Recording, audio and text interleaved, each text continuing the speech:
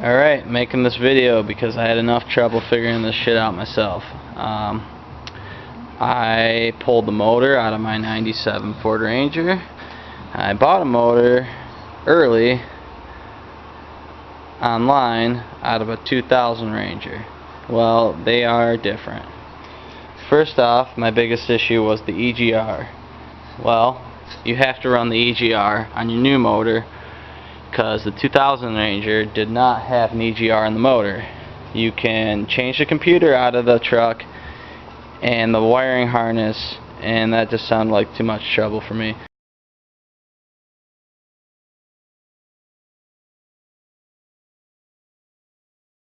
So I decided to just go with the swapping of the EGR, which, as you can see, I haven't done yet. One thing that needs to be changed on the back of the motor, I'm not sure of the exact terminology. I'd say it's like a cam sensor or something. That one's got a different style plug-in than the one out of the 2000. Another issue I found is the fuel rail on the 2000s has this molded cap right here. It's part of the fuel rail, you can't remove it or anything. And then on my truck, that's actually a fuel line. I got a fuel line that goes in there and a fuel line that goes in here. This one is the same as the one on here. This is the one I removed off the other motor. Anyways, I got to change the fuel rail to so that the correct one's on here. Anyways, so got to pull these bolts out and pop that up. This long crazy arm that goes to this old style motor mount shock thing. I haven't decided if I'm gonna keep using that or not because I don't even know that it works that well. The motor mounts are different. These are the nice ones I painted up off the new motor before I pulled mine and realized that they are completely different, so keep that in mind. So I removed out of my old motor what I was calling this cam sensor, because it is different than what's on the back of my new motor, the 2000. This is the connector out of the old one, and I thought you take these two screws out of the top to pull it out of the sensor. So I thought, well, I'll just take these two screws out and swap them. Well, the casing on the shaft is different.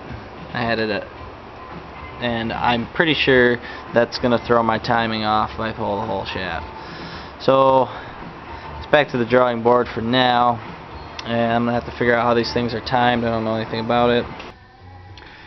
This oil sensor here is off of my old motor.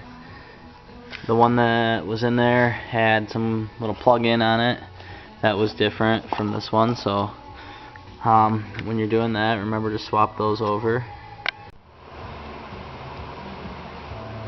Alright, getting the fuel rail off now. At least that's the plan. I got all the stud bolts out, and apparently just moved back and forth and pulled out of there. Be careful with the injectors.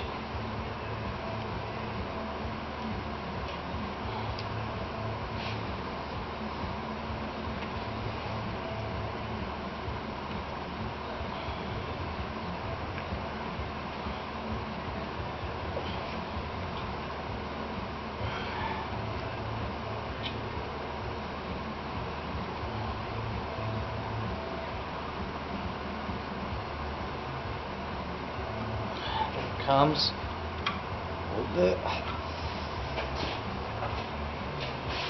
Got them off the rear part. Now the front. Gas going everywhere.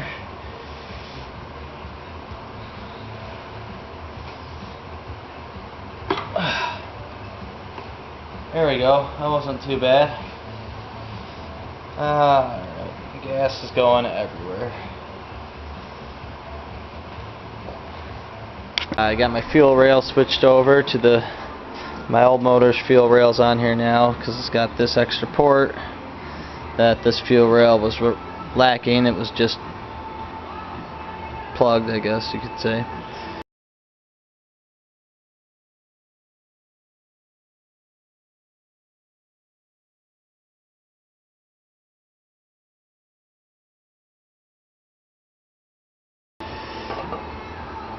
And so I got that cam sensor and all my EGR crap to come off of this motor, which this stuff is just so rusty and old, is not going to come apart. But I'm going to get the new inlet tube, which is like $45 online, and I got the new EGR. This is my old EGR setup. It's just never been touched. I mean, that's the nut that holds on the EGR valve. I don't know if it's eroded away or that's how it was stock, but that wasn't about to come out. I mean, it's just become one with itself. That nut, I'm surprised, came out. I soaked it for 2 weeks in 50/50 acetone ATF. I like the stuff. It seems to do good. I was able to save the outlet line, I guess you could call it, that goes into your upper intake, and then on the back side of the EGR, these nuts or bolts are stuck in here. I put some square marks on them to try to twist them out with some vice grips, and sprayed them down with some stuff and let them sit. So we'll see how that goes. Well, if you ask me, this new tube looks significantly bigger. You can't really tell with the camera. The nut and everything looked a lot bigger. Kind of scared me, but that seems to thread on there. I'll confirm that for sure later. But I mean, just does that not look way bigger? So that threaded in the EGR valve that is for this truck. So I would go ahead and say this line is probably correct. Here's my EGR all hooked up. I anti-seized these joints, but it all went together pretty good on my old manifold, and then that tucks right into the upper intake. I bought this tube, was a Dorman part on eBay. That part number. EGR valve I had sitting in my truck for like 6 years. I just bought that at Advance or something. Alright people, so I was freaking out because this Flywheel is a 6-bolt and the 2000 motor that I'm putting in the truck is an 8-bolt. Well, I was reading online, they say that the 8 bolt's an 1/8 inch bigger, you can't use your old clutch. So, being on a budget build, I was kind of upset that I was going to have to buy a new clutch kit too. Well, I went to a couple of larger auto parts stores like AutoZone and Advance. They couldn't tell me anything, they don't stock them. But my local parts store that I buy all my stuff from did have it in stock. Here's the new one. They went to this bolt pattern and this new motor in 1997, the year of my truck.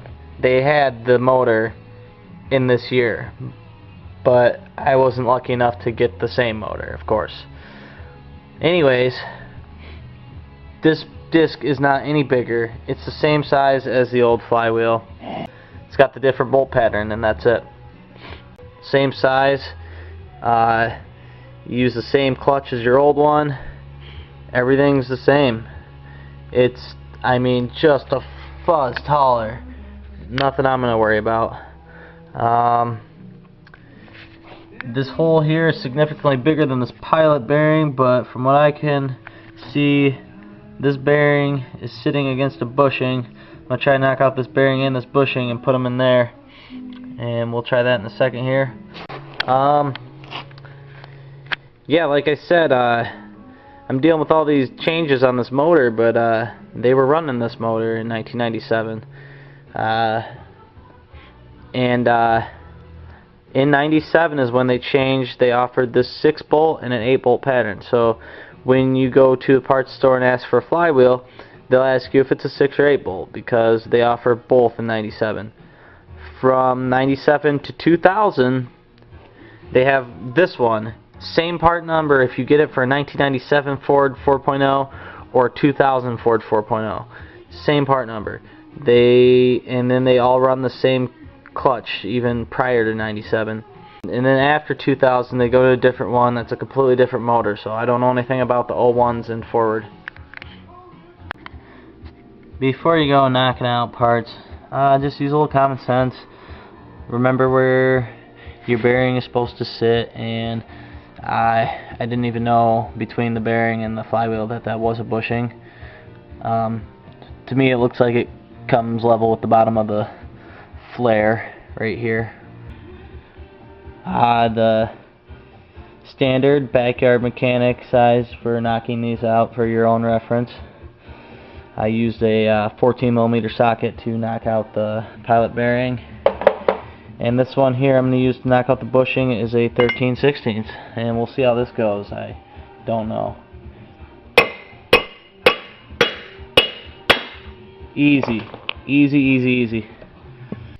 Went ahead and cleaned my bushing off with a little emery cloth, sprayed it with some parts cleaner, dried it off, put a real light thin film of grease around it to help ease it in. After noticing the bevel on this flywheel is a little more exaggerated than the new one, I measured it with a tape measure from back to top to try to get it in the exact right position. Honestly, I don't know that it's that critical.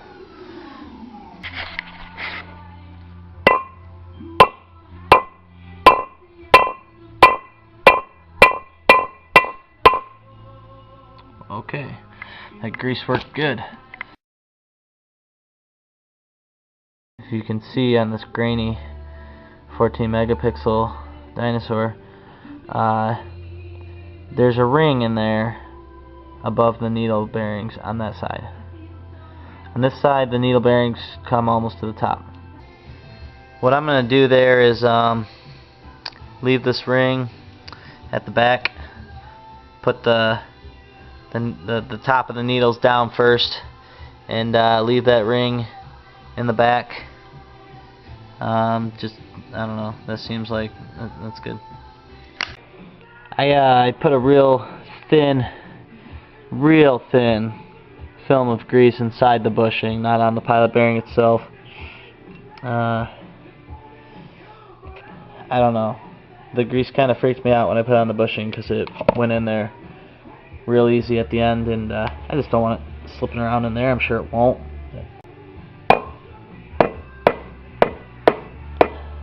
Ah, well, that worked terrible. It's just pushing the bushing out.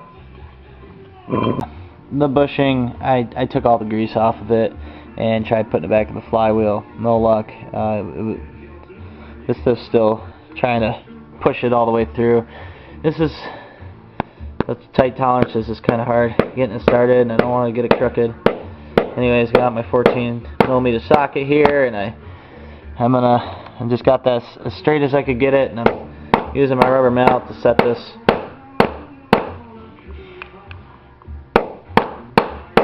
It's working pretty good.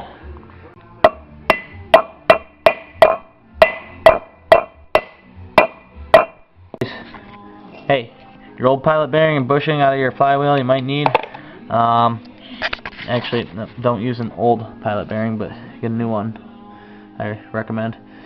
About 11.5. It's the same. 2 1/4 to the bevel, and this one is 2 3/8 heavy to the bevel. So I think the clutch might ride right on the bevel or something. I'll update when I find out.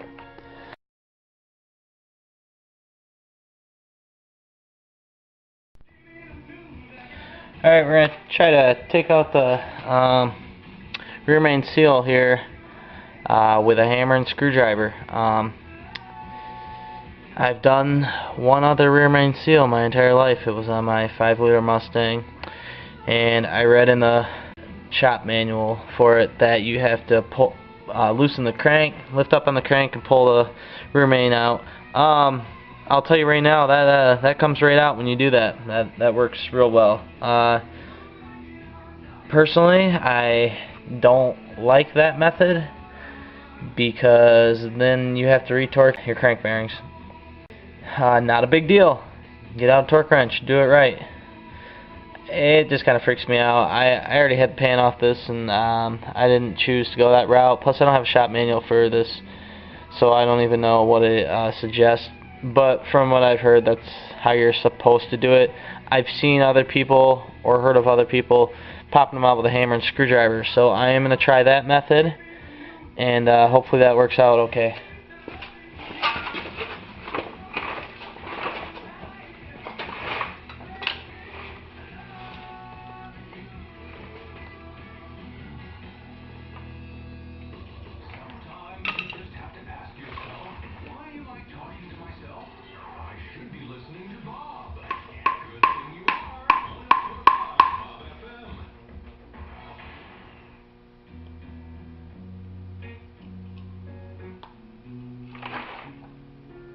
Look at that.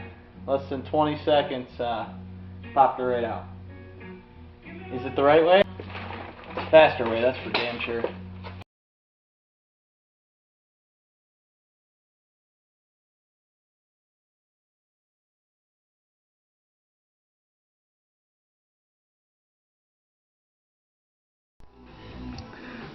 This is the crankshaft sensor on the front of the motor I'm putting in my truck. Read somewhere online that you have to swap these when you swap the motor for the different years. I don't know, one guy posted that. Anyways, so I took mine off of my truck, and it looks the same. The part numbers are different, but that doesn't make me think that I should necessarily change it just because part numbers are different. Might be better just leave the one that's on it because it's timed with the motor, and it might work with everything else that's inside the motor, and my harness will plug into it, so I don't really see a reason to change it. Maybe after it's in it gives me problems, maybe I will. We'll see. Alright, so I got my cam synchronizer bypass here. We will be using the connector off of the wire harness that would have gone to this 2000 motor with the 2-pin.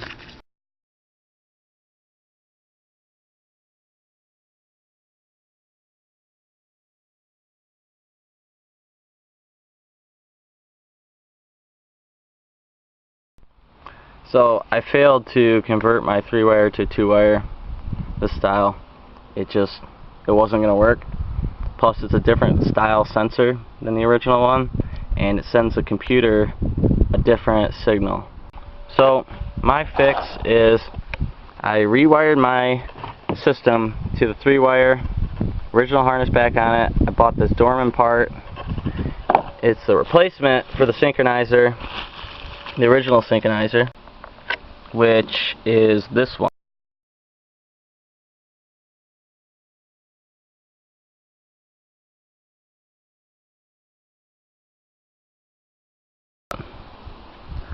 This is the original one. I didn't want to use it because it had 190,000 miles on it. It's squeaking. When they start squeaking, that's when you know they're bad. This is the sensor cap for the original one.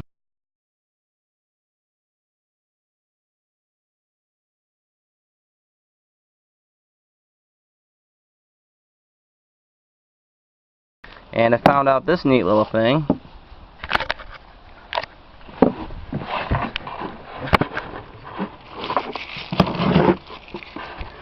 The 2-wire sensor cap that's on the truck right now with the synchronizer.